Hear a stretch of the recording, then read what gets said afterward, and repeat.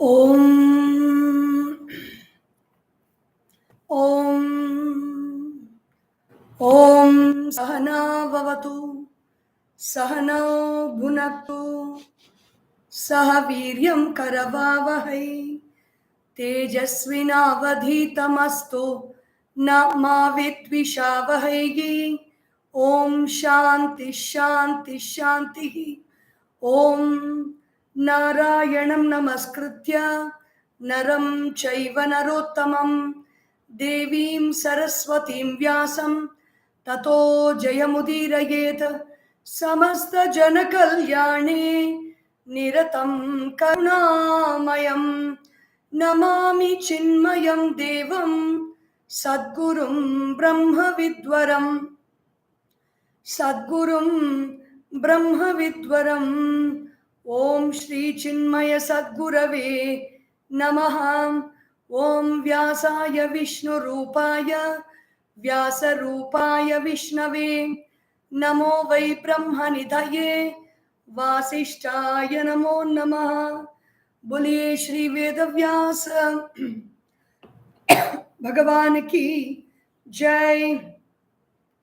Hari Om. Today is the 23rd episode of Yaksha Prashna, the question and answers between Yaksha and Yudhishthira in Dvaitavana.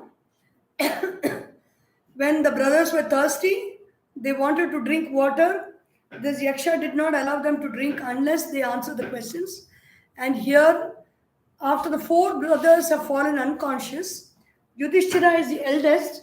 He is ready to answer the questions of Yaksha. And today we are going to see the 99 to 102nd question. Yaksha uvacha kim stairyam rishibhihi proktam kim cha dhairyam udakritam snanam cha kim param proktam danam cha kimihochyate. Yudhishthira says, Yudhishthira uvacha Swadharma sthirata stairyam dhairyam indriya nigraha snanam mano malatyagaha danam vai bhutarakshanam. Kim stairyam rishibhihi proktam. Yaksha asks Yudhishthira, what do the rishis or the seers of truth, what do they call as stairya? Stairya means the ability to stand steady, being steady, firm. Swadharme sthirata stairyam is the reply by Yudhishthira. So what is steadiness in life? Being able to do our swadharma, being steady in discharging our responsibilities. Swadharma means swasya dharma, my own nature, my own duties, focusing on my duties and convictions, values and beliefs, principles enumerated in the scriptures is called swadharma. So when we do actions, the actions should conform to certain rules and regulations, do's and don'ts laid down by the scriptures. Fitting our, there is no room for I like this, I don't like this. Doing what needs to be done, the way it has to be done, is called swadharma. Swadharma, there is a gap between the doer of the action and the action. Most of the time you see there are different people when they do actions, they are expressing differently because of the qualities that different people express. So swadharma is whether 100 people do an action, doing it according to swadharma fills up that gap of all the differences. The knowledge of swadharma and following it with responsibility and consistency helps everybody to bridge that gap between the doer of the action and the action. So most of the time, if we see, we give some work to somebody thinking they will do it well, there will be so many thoughts and feelings and beliefs in that person that it will be so disturbing to see the final result of the action. Because The action has not been done conforming to how it has to be done, to the best maximum possibility of equality, or to the, like for example, if a floor has to be swept, attention has to be paid to all corners throughout the floor, and sweeping and mopping in such a way, even the mopping when it is done, like it is a simple thing of dipping the mop in water and taking the mop around the room. But when the person has done it neatly, the mop is not dripping with so much of water, and it is being washed frequently, and the water is changed consistently depending upon the size of the room.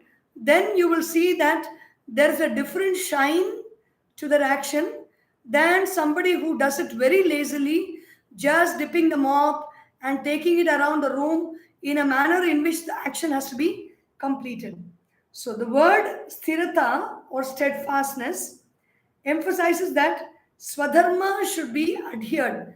Steadily means when we do an action steadily, we focus on the action, we focus on how the action has to be done, we give thought to the action, we pay attention to the action, we are completely engrossed in the action, and then the action has got a taste of our consciousness completely. It will be very, you will be able to see the results of such action, whether it is raising a pet animal, or raising a child, or taking care of a home, cooking food, or gardening, sweeping and mopping, washing utensils, or even a conversation with a loved one. When we pay attention to the action, there is a very different flavor to that whole action, and it shows in the relationship, it shows in the way the place is being maintained, it shows in the way the trees and plants are growing in the garden, it shows in the way that the pet is responding to us. The process is essential for inner growth and progress of an individual. Bhagavan Shri Krishna also tells in the Bhagavad Gita, Shreyan Swadharmo Vigunaha Paradharmat Swanushthitat Swadharme Nidhanam Shreyaha Paradharmo Bhayavaha Shreyat Swadharmaha. One's own dharma, even if it is not done well, meaning it is only an encouragement to do our swadharma. It is not that we should do our swadharma in a very sloppy and in a very not so good way. It is not an encouragement for that. It is to say that even if it is not done well, you try at it, and you try to do your swadharma well, instead of taking up some other action which is not your duty. Swadharma basically translates into responsibility and duty. What is my immediate response? What is the best valuable use of my time right now? There's a very famous author on time management. His name is Brian Tracy, and he says we manage our time very well by asking this question constantly: what is the most valuable use of my time right now? When we ask that question, we will do the action that is required to be done by us, and that required action is swadharma. The 100th question: Kim cha dhairyam udahritam dhairyam indriya nigraha. What is called dhairyam? Dhairyam basically means courage. When do we get courage? When we are very well endowed in our energy, when we are full of energy, when we are full of verve and enthusiasm, we are very courageous, because that energy provides us the thought and the ability to understand that anything is, we are capable of any work that we need to do. Nothing is beyond our capability and capacity to do. That kind of an enthusiasm we get with dhairyam, and that dhairyam comes with power. And how is this power saved in us? We are all endowed with power. We come with a lot of power in us, and then as we do good actions, we accumulate power. In the Devaloka, in the world where we go, the Pitraloka and the Devaloka, where we go after we drop this body. In that world, we cannot gather power. We just have our accumulated lot of power, which we exhaust in Devaloka by just existing in those lokas and enjoying. But in Manushya Loka, you have the ability to do actions to gather power. So we have our own lot of power and we keep doing actions to gather power. And that power gets wasted when we use our sense organs indiscriminately, seeing the whole day without mindless use of our sense organs, seeing, tasting, hearing, smelling, and touching, feeling, emotions, thinking thoughts, experiencing different emotions, getting agitated because of those emotions, and expressing through our body, the hands, legs, the mouth, through speech, and the organ of reproduction, and the organ of excretion, we don't have a choice. So, kimcha dhairyam udakritam. So, what is dhairyam? Dhairyam means indriya nigraha, controlling my sense organs, controlling the organs of perception, controlling the organs of action, controlling the mind, controlling the intellect, controlling the chittam. Chittam is the storehouse of our experiences called vasanas, and controlling our sense of I. Everything is a sense, everything with which we use to engage in this world is a sense organ. In a broad sense, our the sense organs of perception, the sense organs of action are referred to our sense organs. Here, we including all the inner equipment also, the antakaranam or the inner sense organs. These are the outward sense organs. The antakaranam is the inner sense organs. The antakaranam, the manas, buddhi, chitta, and ahankara. Controlling that means managing that, being mindful of the way we look at things. Way we look at things means we may look at something, everything is appearing before our eyes. We are not actually looking at anything in particular. Things are appearing before our eyes, or even when we look into something, we always look with a sense of criticism. We look with a sense of complaint. Through every thought of ours, wherever we look, whatever we hear, whatever we smell, whatever we taste, whatever we touch and feel through our skin, the mind is constantly working with its list of complaints, with its list of criticism, with its list of I want this, I want that. So the mind is constantly engaged through the sense organs of perception and helplessly through the sense organs of actions. So whatever we perceive in the world is a stimulus for the mind, and when there is a stimulus, there is a response. And the response happens through the sense organs of actions, which means our speech, our hands, our legs, our organ of reproduction, and the organ of excretion. So, controlling these organs of action and perception is called dhairyam. We get courage when even on the road, they say when you are afraid of a barking dog, you are very agitated. So what do people around us advise? They say don't express fear. What is not expressing fear? It is controlling our sense organs. Because when the mind is agitated, there is fear, there is an agitation. That agitation expresses through our mouth as words, it expresses through our hands as movement, it expresses through our legs as agitated running here and there, and it expresses as vibrations around our body. The animal is able to sense that vibration, and the animal is not actually barking at us. The vibration that we send is agitating the animal, because that is the input that the animal gets through its sense organs, and that vibration is agitating the animal, and the animal responds through barking.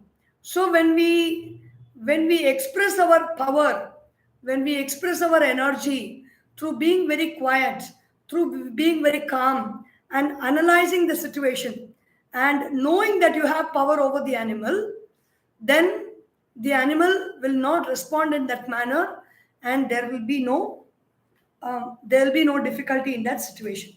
So control of sense organs is dhairyam.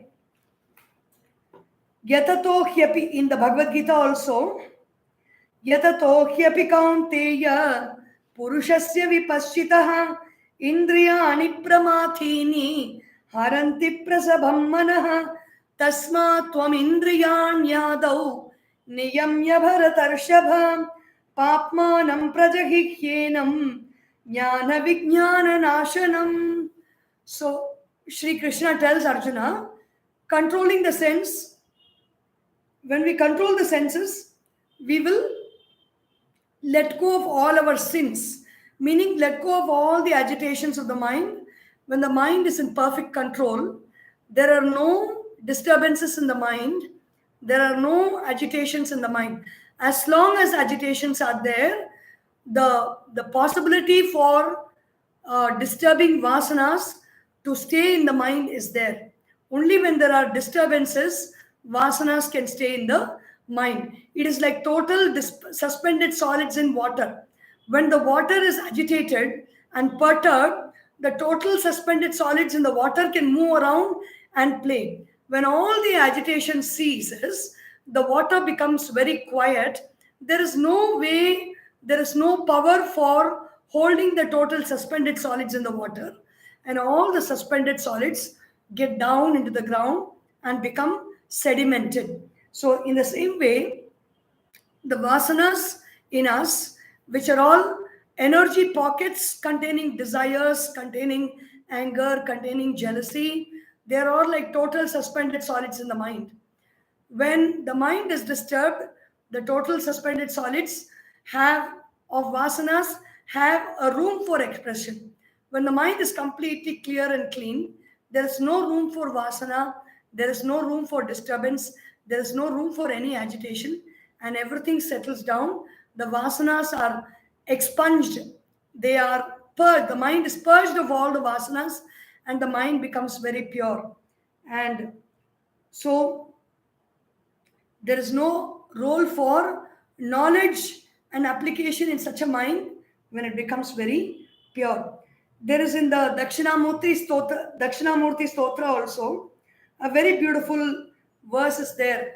Nana chitra ghatodharasti tamaha deepa prabha bhaswaram jnanam yasya tu chakshuradikarana dvara bahi spandate janamiti tathaiv bhantam anubhati etat samastam jagat tasmai shri gurumurtaye namayidam shri dakshinamurtaye.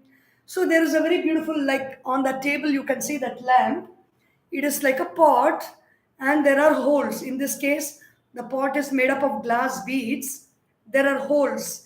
Inside that, the lamp is shining. Sri Adi Shankaracharya uses the example, Nana Chitra Ghatodara Sthita Maha Deepa Prabha Bhaswaram.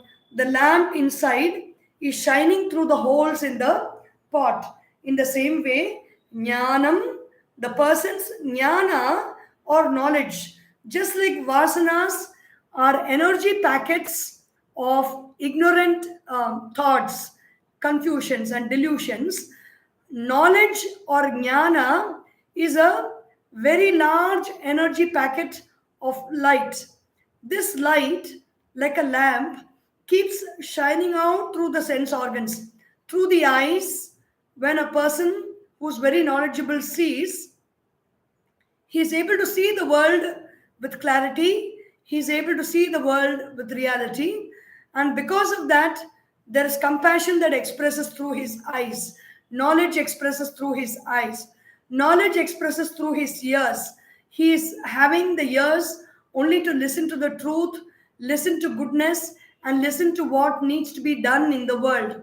Knowledge expresses through all the sense organs, the mouth, the speech, and the every pore of the skin. So, janamiti tameva bhantam anubhati etatsam astam jagat.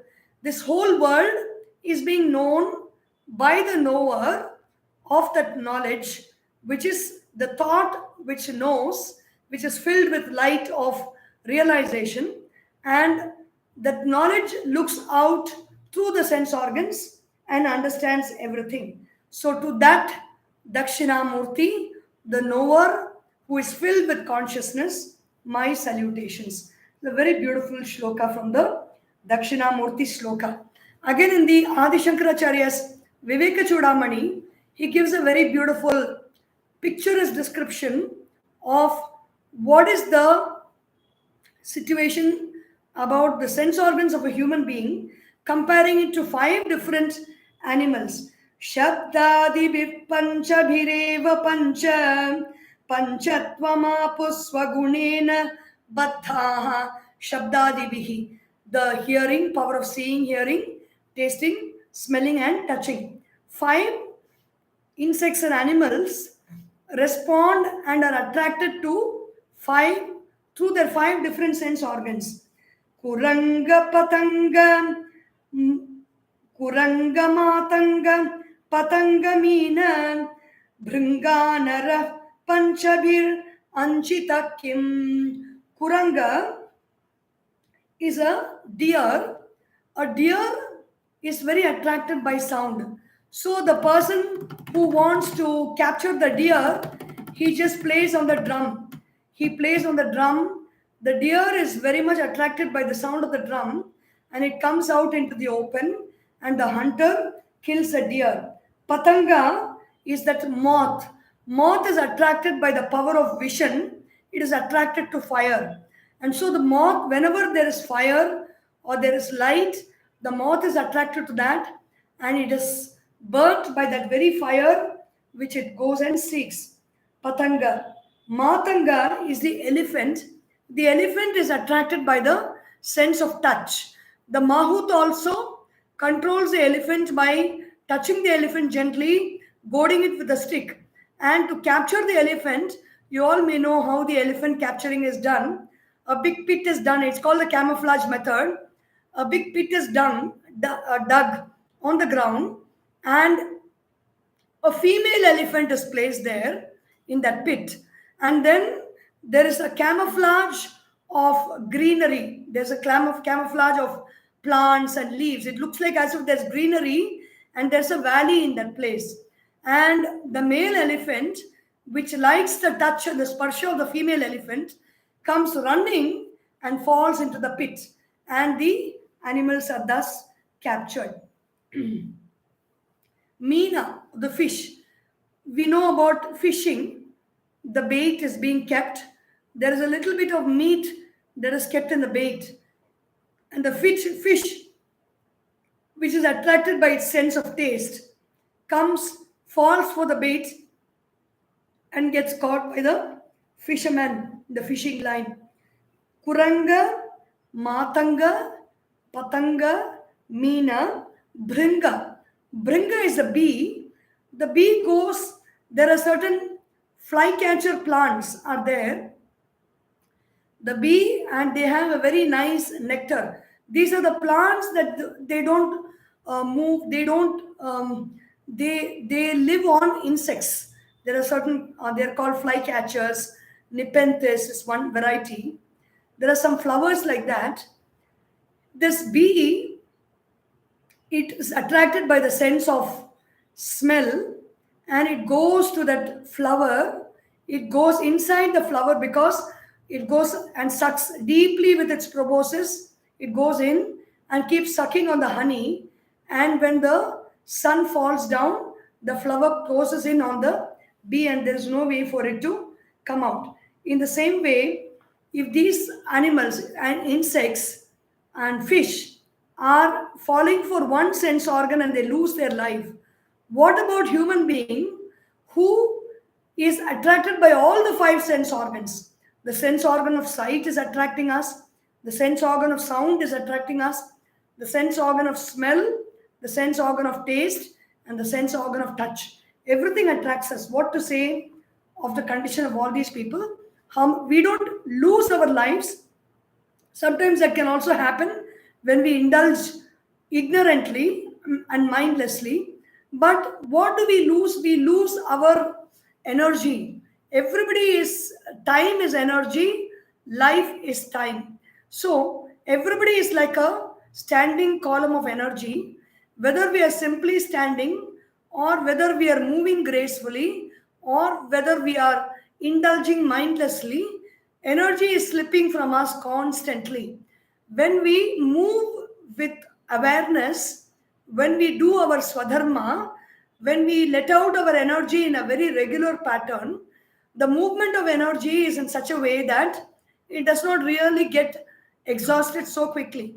But when we mindlessly move our hands, when we mindlessly walk, when we mindlessly talk, when we mindlessly see, when we mindlessly listen, when we mindlessly smell and inhale substances, when we mindlessly taste things and put things into our stomach through the sense of our taste, pandering to our taste, then our energy will get depleted very, very fast. So, these are all methods by which we can maintain our dhairyam. First is thairyam, means steadiness. Second is dhairyam. Dhairyam is not courage. Dhairyam is basically conserving our energies through our sense organs. Then what is snanam? What is bathing? Very interesting question. Don't we all know what is bathing? But here Yaksha asks this question, and let's see Yudhishthira's reply. Snanam cha kim param proktam, snanam mano malatyagam, param snanam. What is a supreme bath?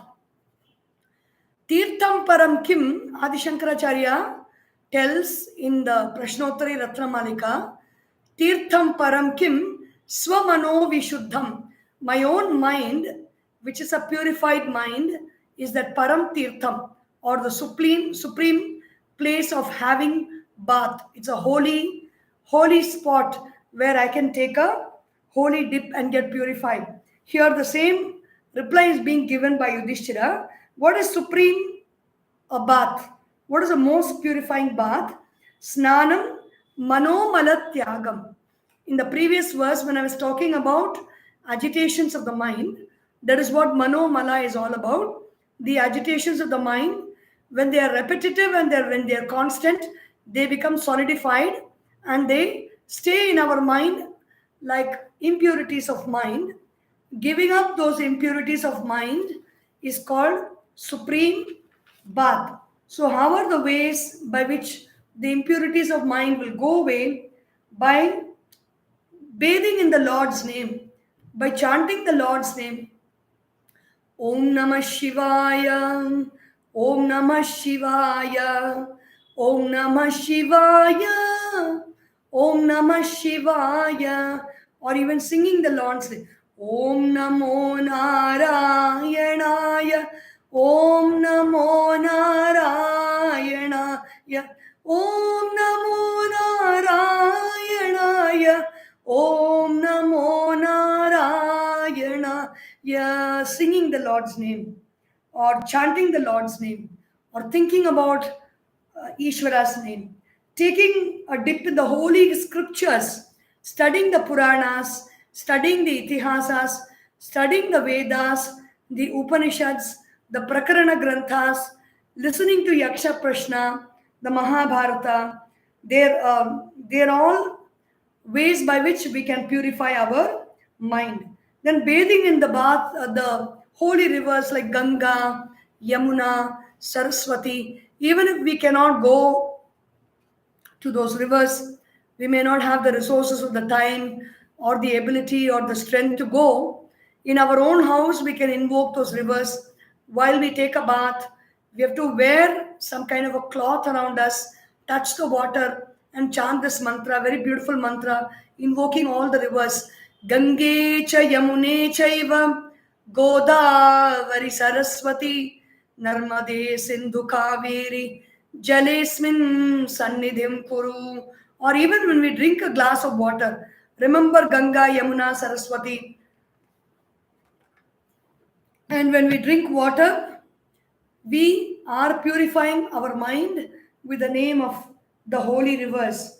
And then bathing in the knowledge of the self, Atma Sakshatkaram, trying to like meditating on the self, meditating on who I truly am. So that is taking a bath in one's own self. In these are the ways by which our mind can be purified. Basically, purification of mind means quietening of the mind and constantly working on quietening the mind to such a point when there are no agitations in the mind. Because there are no agitations in the mind, all the disturbances of the mind go away. So, the supreme way by which our mind can be purified is meditation. The more and more we spend time meditating or quietening the mind gets purified. Danam cha kimmiha uchyate, danam vai bhuta rakshanam. What is giving? We have so many things to give.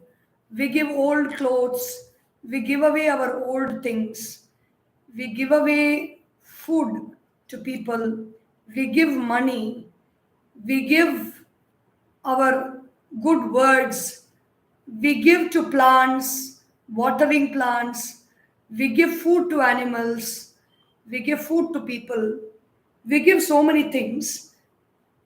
But what is giving called? Giving is bhuta rakshanam. There are so many beings in this world. We have situations, we have objects, we have people, we have and people includes all the jivas. Rakshanam is protecting them. Even the objects which do not have life, which do not have their own locomotion and sense of movement, like tables and chairs, are all bhuta. They're all creation. Sarva bhuta rakshanam. Bhuta rakshanam means protecting objects. Protecting objects means handling them gently. So you give by just opening the door gently and closing the door gently, you're protecting the door. Because it is said in every object is manufactured out of the materials and resources from the earth. There's no other way we can get objects. We can have any object. And the earth is a residing place of Mahalakshmi, and Mahalakshmi resides in every object. So when we preserve, when we sustain, when we clean, when we organize, when we beautify, when we nurture, when we nourish, we are protecting the earth, water, fire, air, and space in whatever manner we are doing dhanam. When we protect human beings, when we protect animals, when we protect their natural habitats, we are giving dhanam. So, bhuta rakshanam is dhanam. So, charity is in many ways we can do dhanam, but basically protecting creatures, protecting creation is dhanam. Questions 103 to 107. Yaksha uvacha kaf panditaf puman ज्ञेयो नास्तिकः कश्च उच्यते को मूर्खः कश्च कामस्यात् को मत्सरः इति स्मृतः. Yudhishthira replies, Yudhishthira uvacha dharmajnah pandito jnyeyo nastiko murkha uchyate kama samsara hetuscha hrittapo matsara smritaha. Very interesting questions. Who is a pandita? Panda yasya krite asti saha panditaha. The one who has a repository of knowledge is called a Pandita. But it is not only a person who knows is a Pandita. A Pandit is a person, a Pandita is a person who knows Dharma. So we may have the adequate knowledge of law, we may have the adequate knowledge of medicine, we may have the adequate knowledge of how to teach, how to do financial analysis, but all that does not make us a Pandita. We become a Pandita only when we function with integrity, honesty, we function with compassion. Dharma means functioning as a good human being. So Panditaha, Samadarshinaha, there are many places in the even in the Bhagavad Gita, Pandita, Samadarshinaha, the word comes. Vidura Niti, Vidura says, Pandita is a person who has samadarshana. He looks at everything with an equal vision, with a compassionate vision. Tattvajnaha sarvabhutanam. So Jnana Pandita, one who knows the essence of all beings, all creatures, all creation, including human beings, include one's own self. Yogajnaha sarvakarmanam, one who knows how to do the method of doing all actions very well, is a karma pandita. Upayajnaha manushyanam, Narapandita. Among human beings, a person who knows the methodology of doing things is a Narapandita. Pravritta Vak is a Vak Pandita, a person who can speak well, who can put thoughts very well into words and bring out those words as a fluent speech and converse on various subjects. Chitra Kathaha, one who can tell very beautiful stories, who can express something in a very nice and descriptive manner and convey the message, making listeners visualize what we are talking very beautifully. Sometimes people describe their trips to the Himalayas, and when people read about that, they say that it gave us a feeling of going to the Himalayas. So, Uhavan, one who can infer and interpret with clarity and form conclusions from facts.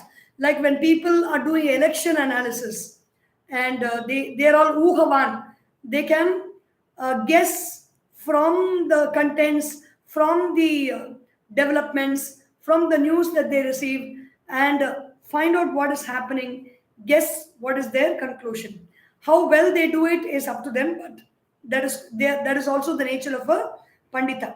Ashu Grantasya Vakta, a person who can take up any text, read it once or twice, and explain it very beautifully. Pratibhavan, one who is able to inspire listeners. When a person speaks, we have motivational speakers. When people listen to them, they are motivated to go home and do something good in their lives for themselves or for others. So they're all Panditas. Basically, Pandita is a person, according to Yudhishthira, is a Dharmajna. The next two questions have the same answers. Very interesting. We are glorifying such people in the world. We think that everybody has got the right to their opinion.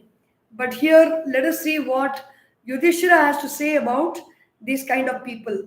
Nastikaha kaha cha uchyate, kaha murkhaha. Who is an ignoramus? Who is an ignorant person? Who is an atheist? So Yudhishthira's reply is, an atheist is a ignorant person. But here the exact translation is a fool. An atheist is a fool. So who is an atheist? We think an atheist is a person who doesn't believe in the presence of God. That is not atheism.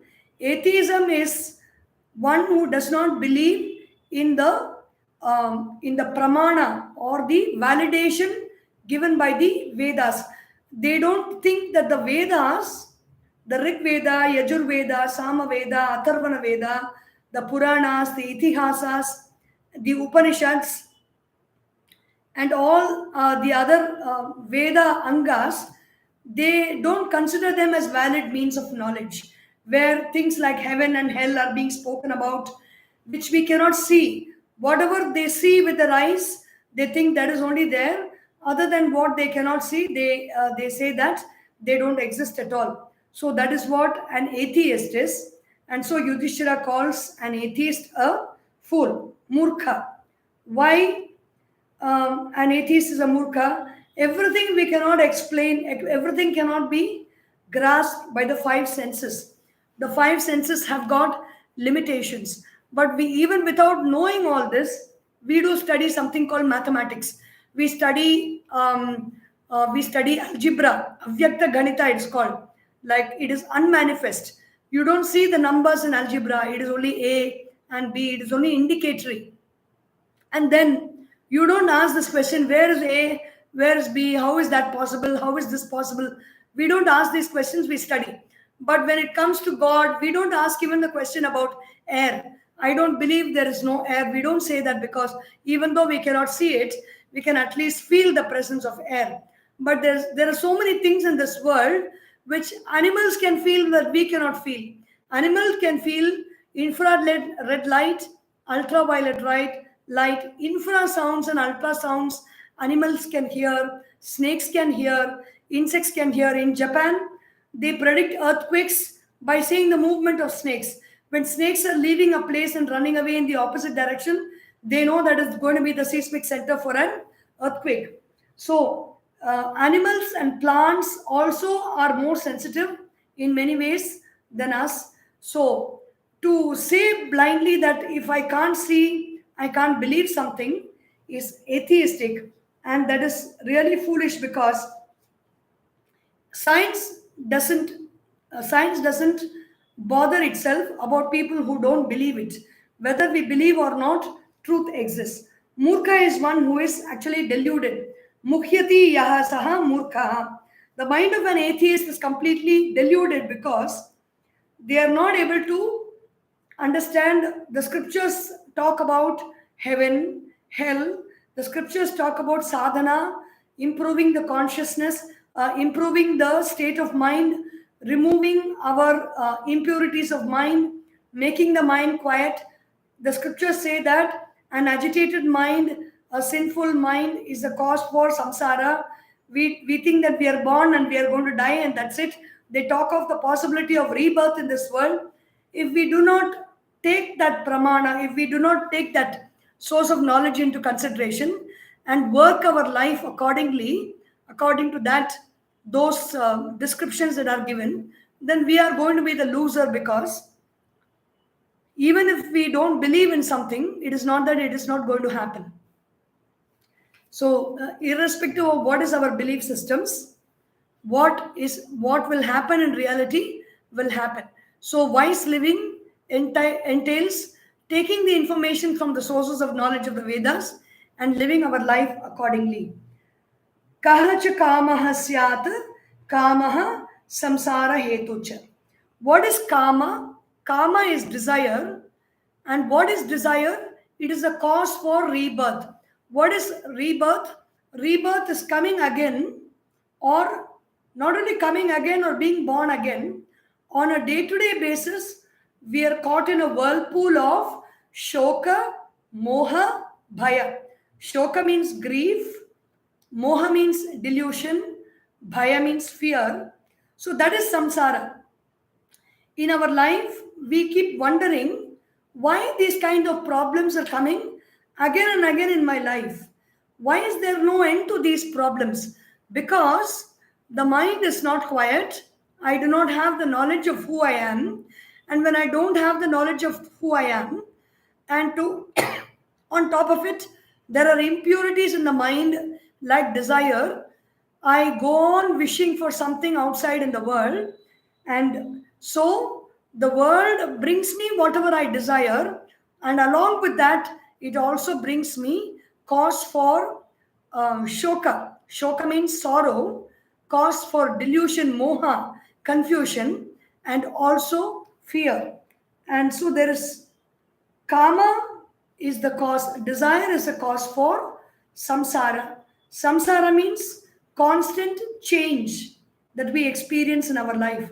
If I'm able to sit from morning till night very peacefully, very quietly, in a state of genuine meditation, without the need for eating, sleeping, without the need for going out somewhere, going to the toilet or the bathroom, or picking up the mobile phone and talking to somebody, if there is that level of zero disturbance in my life, where my work also does not have such demands, and the mind has become so pure that I am able to be very quietly in a state of meditation, or even when I'm interacting with the world, I'm able to be calm all the time, then that is a situation where we have transcended samsara. But if there is desire, the desire causes agitation in the mind. The mind starts going like an ECG monitor. It keeps very sharp up and down movement. That is the movement of life which is shown on the ECG monitor. But along with life, there is knowledge. And when the desire fixes itself along with life, it moves the life empowers that desire, and because of it gets magnetized, and we do actions that bring us close to the object of our desire, or brings the object of desire close to us. When we do those actions, we enjoy those objects of desire, thinking we have earned it and it has come to us, without knowing the process by which we have actually gained that. And that object of desire we enjoy, and that enjoyment leaves an impression in me. It leaves impression in many, many ways. It stays as a thought in my mind. It stays in my subconscious mind, as a deep feeling of remembrance. I wanted this, I did this, I got this, I enjoyed this. That whole process is stored in the subconscious mind. It is available for reactivation at any point of time. It does not die out, and it constantly self activates itself because of the life energy. And then, the depending on what is the nature of that desire, if it is for alcohol or drugs or anything that has harmed my system, it impacts the body, it impacts the surroundings, it impacts my relationships in many, many ways. Going behind desires and enjoying desires is impacting my own thoughts, my own feelings, my own body, my own relationships with the people, and my own surroundings and the environment. It leaves its imprint everywhere. And so, if we are not very alert about what we actually desire, we can get into this rut of samsara, which is movement and change from one feeling to another, one emotion to a. We don't experience the same emotion of joy or peace or knowledge. Or knowledge is not an emotion, it is basically a state of being. The other emotions like joy, peace, or calmness, quietude, self-controlled, very controlled situations, very manageable situation. Everything is an experience in us. We will not be able to feel that if we are having desires. Kahamatsaraha iti smritaha hrittapa matsara smritaha hrittapa. So after desire, when desires are not fulfilled, there is a burning in the heart. The heart means in the feelings. In my feeling, I'm feeling very restless. I'm feeling very agitated. I want something and I'm not getting it. There is a kind of agitation. But matsara basically means, refers to other beings around us. People around us, if they say I got a Maserati car, then my neighbor also looks at me. The neighbor says, I too want a Maserati car. And he feels, if he is not able to get that, if he is wondering how this man who is very ordinary, he is not having so much of wealth, how did he get that Maserati car? And all that, there's a lot of suffering inside they go through because of these kind of thoughts. It is because of comparative thinking. Somebody gets a first rank in class, the person who gets a second rank in class, even though second rank is a great state to be when compared to the last rank, there are many people who come every rank, 47th rank, 48th rank also they come. And for those people, coming second rank is very great, but that person who has come second rank is very agitated because somebody else has beaten him and come in the first rank. And so he goes through hrittapa, or a burning sensation in the feeling. So there is a difference between envy and jealousy. Envy is, I have something, but I am envious of something more that the other person has than me. Jealousy is, I I don't have something and somebody else has got it, and I feel very jealous about that person because that person has got and I do not have. Jealousy and envy are all born out of ignorance of one's own self. If I don't know who I am, if I don't know I am the true self, which is all power, all energy, all knowledge, all wisdom, all capabilities, if what that person has got, if I want it, I can get it. I can achieve. If I don't know that, I will feel jealous of the other person. Contentment. So, what is the antidote for jealousy and envy? Gunadhikan mudam lipsyet anukrosham gunadhamat. Maitri samanat samanan vichen natapair abhibhuyate, says the Bhagavatam. Guna gunadhikan mudam. Somebody is having, basically the envy and all that we feel is not about the things also. There's something where it is very difficult to get, and that is good qualities. Good qualities, a person has to work for it. Only then they'll get good qualities. So when somebody has got better qualities than me, mudam, because when I feel happy about that person, it's a very simple way of getting those qualities. How to get a nice quality which somebody has got?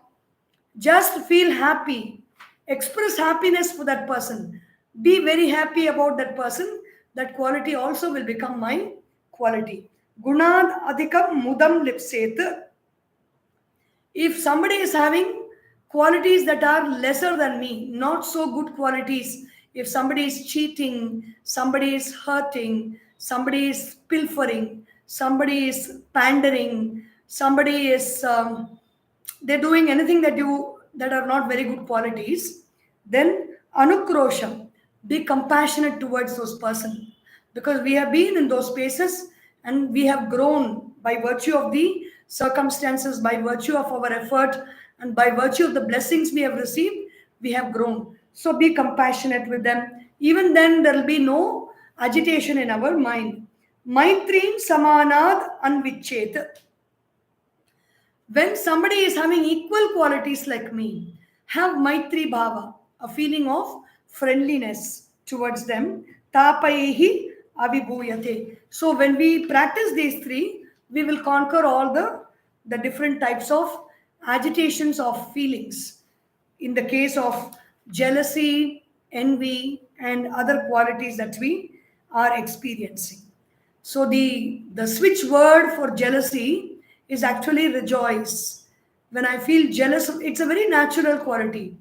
Like we are not beyond it. How much ever we do something, we will meet somebody who is like more excellent in that. And very naturally, very easily, without so much of effort that we have put to master a musical instrument, we will see somebody much younger to us is singing so beautifully or playing the musical instrument so beautifully. Naturally, that jealousy will come. It is nature. We don't need to deny it. We just have to accept that it is there and switch it. And pratipaksha bhavanam, the pratipaksha word is rejoice. When we say rejoice, every word has got power. When we say that word rejoice with feeling, we really bring in joy in us, and the joy equalizes all that agitation which we experience because of jealousy. Om Sarvesham Swastirбhavatu, Sarvesham Shantirbhavatu, Sarvesham Purnam Bhavatu, Sarvesham Mangalam Bhavatu, Sarve Bhavantu Sukhinah, Sarve Santu Niramayah, Sarve Bhadrani Pashyantu, Ma Kaschit Dukkha Bhag Bhavet. Om Asatoma Sadgamaya Tamasorma Jyotirgamaya Mrityorma Amritam Gamaya.